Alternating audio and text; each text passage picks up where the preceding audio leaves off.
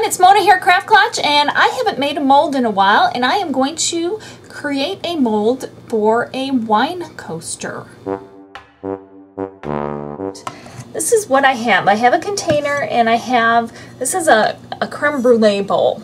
If you buy creme brulee at the store, a lot of times the stuff in the freezer section, this is what this bowl is from. And I thought the size and everything is perfect to be a wine coaster.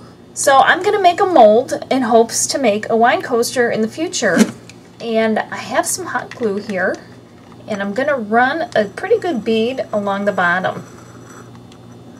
Now I'm kind of going toward the edge, but I don't want to be right up against the edge, because then it'll squish out and maybe not do the right thing or be the right way. Now I'm going to kind of try to center it in here like that and let it cool. So I'll set that aside, and this is going to be what I'm going to make the mold out of. I'm going to pour my Easy Mold into here. This is a product that I'm using. It's by the same makers as Easy Cast, and if you want more information, you can go to their website, eti-usa.com. I will have it linked in the description below. And this has a part A and a part B. So I'm working in a plastic container. I've got my gloves on, and I'm going to use this whole, look, I love that color. I'm going to use all of this. So I'm going to scoop it into the bowl. If you were planning on doing something different, something smaller, you would just need to measure equal parts. But for this, I think I'm using all of it. I think I'm going to need it. And then I'm going to take all of part B. Okay, now I'm going to mix. And you need to mix until you have one uniform color. So like you see right now, you got the streaks, and that's no good. And mixing is going to bring some bubbles into the product, and that's something you just need to be aware of. And hopefully we'll be able to work on that later.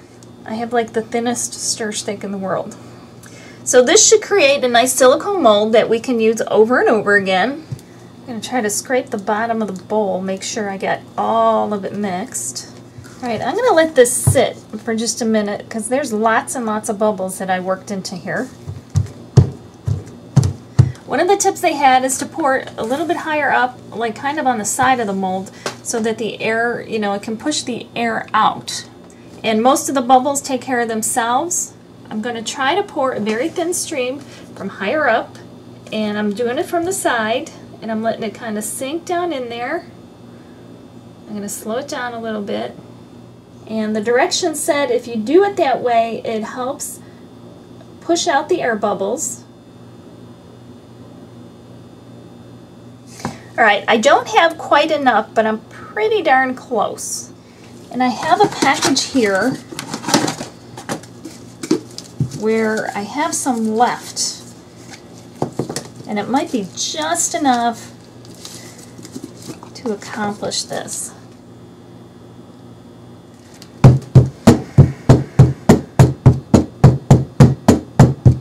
Now we're going to let this sit for 24 hours. I might tap it a little bit longer to try and help some of the air bubbles rise to the top. We'll see what happens. After 24 hours, it's going to be the big reveal to see if this worked or not. I'm back to unmold my mold. This has been sitting well over 24 hours because I ran out of time. So I'm going to try to break the seal between the plastic and the silicone, which might take a little doing. I'm going to take a stir stick, kind of get it in there in between.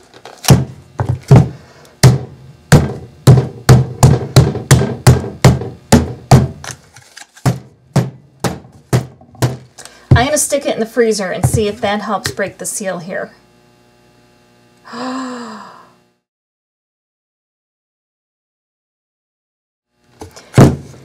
You know what I just realized is here I am trying to get it out, and I hot glued the piece into the plastic container, which is an inexpensive plastic container. So what I'm actually going to do, instead of killing myself doing this, I'm actually going to cut the container away.